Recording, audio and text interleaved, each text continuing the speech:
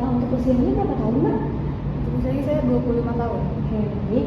Ada keluhan apa Mbak ini? Saya suka pusing, terus nyeri di tengkuk leher, kemudian mual muntah juga. Oke, baik. Selain itu apakah ada keluhan lain? Nafsu makan saya kelihatan sih Mbak, jadi kan nafsu makan gitu. Ada salah masak atau yang lainnya nggak? Ada.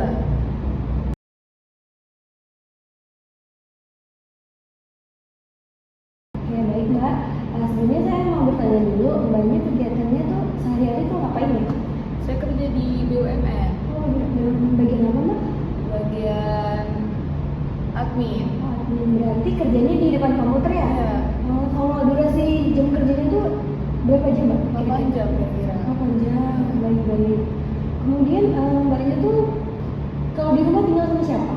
Saya di apartemen tinggal sendiri. Oh, tinggal Bukan di sendiri. tempat kerja. Oh, iya, iya. Kalau boleh tahu Mbaknya asal dari mana? Dari Jawa saya. Jawa. Baik-baik. Sebelumnya apakah di keluarga ada riwayat? Punya ibu saya punya kolesterol. Punya. Ya. Baik Mbak, sebelumnya saya ingin bertanya dulu, apakah sebelumnya Mbak udah pernah melakukan pengukuran tinggi badan sama berat badan? Sudah. Udah. Kalau untuk tinggi badannya berapa ya Mbak? Saya kayaknya 170 deh terakhir. 170. Iya. Kalau untuk berat badannya? Berat badannya saya kayaknya sih terakhir 88 kilo. Gila.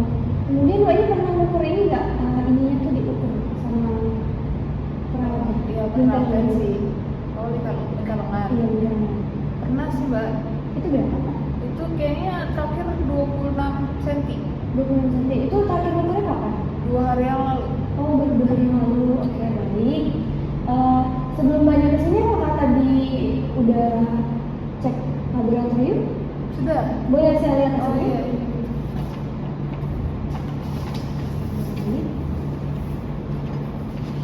Ini Mbaknya juga udah diperiksa sama perawat kan? Untuk Sudah. diperiksa sama suhu tadi? Sudah.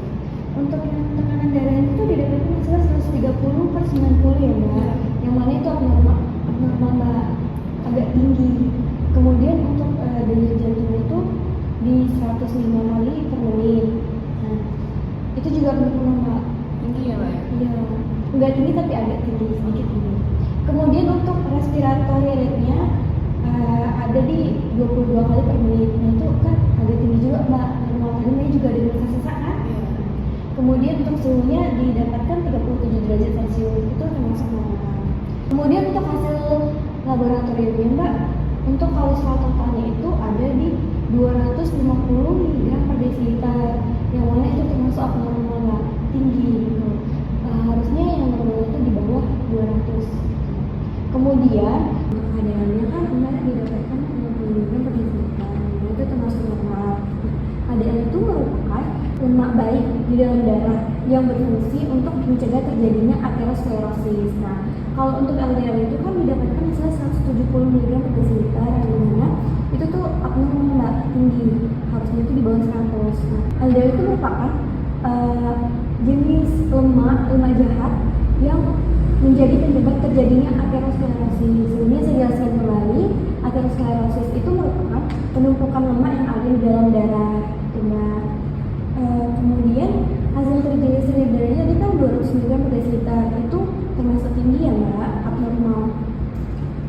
Saya izin konfirmasi kembali, untuk status gizi Mbak didapatkan dari berat badan per tinggi badan kuadrat, itu kan didapatkan hasilnya Mbak termasuk kategori obesitas Mbak.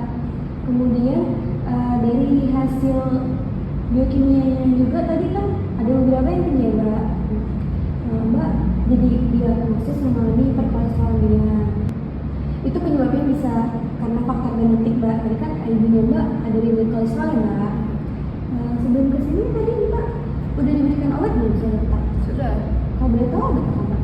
Obatnya simvastatin, kemudian paracetamol sama remperidon. Iya baik Mbak.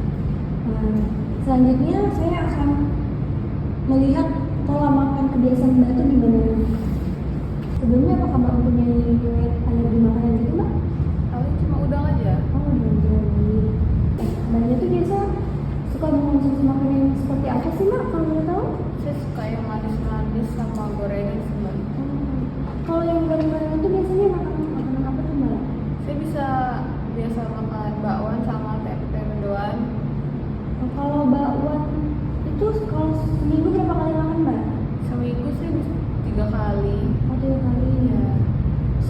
bisa berapa biji mbak? 2 kali. 2 biji. Ya. Kemudian untuk mendoannya Mendoannya 4 kali. 4 kali. Kalau untuk 4 kali per minggu. untuk sekali makan berapa ini? 3 biji. Baik, 3 biji. Kemudian kalau untuk makan yang manis itu seperti apa mbak? Donat kali. Donat. Ya. Kalau donat seminggu itu berapa kali mbak? Paling seminggu 4 kali sih mbak. Oh, sekali makannya berapa biji mbak? 3 biji. Selain makan makanan yang digoreng, apakah mbak suka mengonsumsi junk food gitu? Paling burger Oh, burger biasa seminggu berapa kali mbak makan? 3 kali. 3 kali. Sekali makan tuh biasa berapa porsi? Satu porsi aja. Porsi. Selain itu apakah ada lagi? Mie instan kali. Mie instan. Iya. Mie instan kalau seminggu itu berapa kali makannya? Mie instan 2 kali itu sih biasa. 2 kali. Sekali makannya berapa mbak? 1 bungkus. Berarti 1 porsi ya mbak? Iya. Kemudian untuk makanan utama tuh seperti nasi, mbak biasa konsumsi berapa kali dalam sehari? 3 kali. 3 kali. Sekali konsumsi itu biasa berapa? Ini mbak?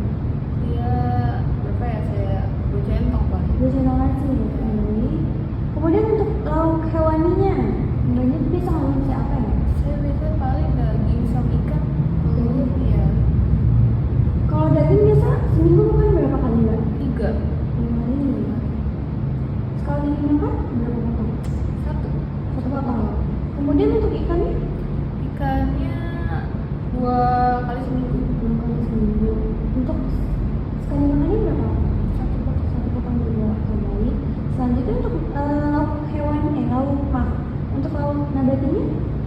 Paling tempe tahu Tempe tahu biasa seminggu berapa kali mbak? 3 kali. 3 kali. Untuk sekali makannya berapa potong? Sekali makannya paling 2 potong. Ya, 2 potong. Selanjutnya apakah mbak konsumsi sayur gitu mbak? Saya nggak terlalu suka sayur sih mbak. Kalau sayur yang mbak suka ada nggak? Paling cuma bayam. Bayam. Kalau bayam itu biasa seminggu berapa kali mbak konsumsi? Bayam paling 2 kali aja seminggu. 2 kali. Kalau sekali makan itu berapa centong? Paling cuma 1 centong aja. Selain makan makanan yang digoreng, makan makanan junk food tadi, apakah mbak ada makanan yang lain nggak?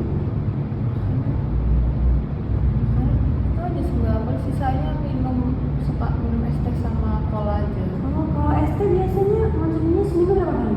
Per hari sih mbak. Per hari. Ya. Per hari berapa mbak? 2 kali. 2 kali. Kalau sekali minum berapa gelas mbak? 2. Oke, baik. Salah 11 tuh. Selain es teh tadi ada Coca-Cola ya? Iya. Coca-Colanya seminggu berapa kali? 3. 3 kali. Sekali minum berapa ini? 1 kaleng aja. Oke, baik mbak, saya akan ulang kembali ya. Mbak A dengan usia 25 tahun, domisilinya di Jawa ya.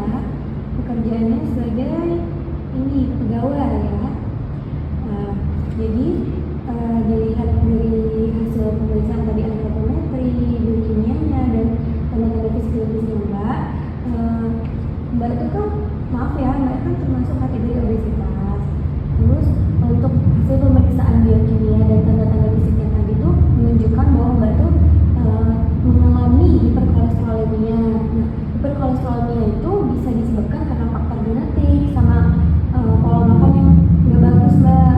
Jadi kan mbak keluarganya ada yang ini ya, ada punya riwayat kolesterol kan? Kemudian untuk pola makan mbak maaf agak kurang bagus mbak.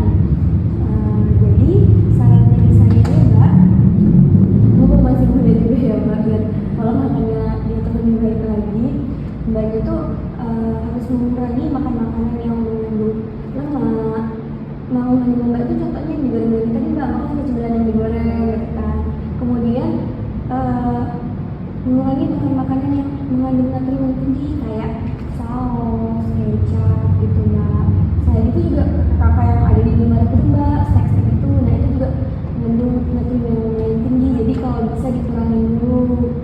Tadi kan mbaknya juga ini ya tensinya agak tinggi kan. Nah, kemudian mbaknya tadi juga nggak suka sayur kan? Nah, kalau bisa dibiasain makan sayur ya Mbak, biar pola hidup Mbak tuh menjadi sehat. Tadi kan Mbaknya juga obesitas, jadi kan sayur itu juga bisa bagus untuk pencernaan gitu loh Mbak.